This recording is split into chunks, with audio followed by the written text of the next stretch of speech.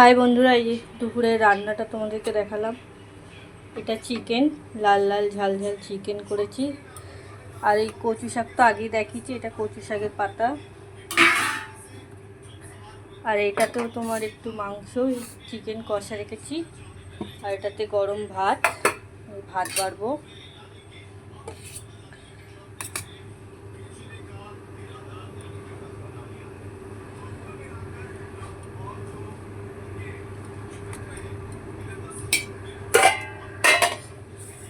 আর এটাতে একটু ওই খাসি মাংস আছে।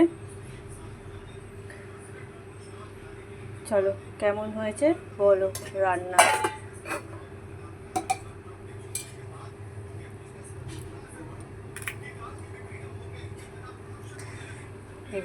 দিয়ে দিলাম।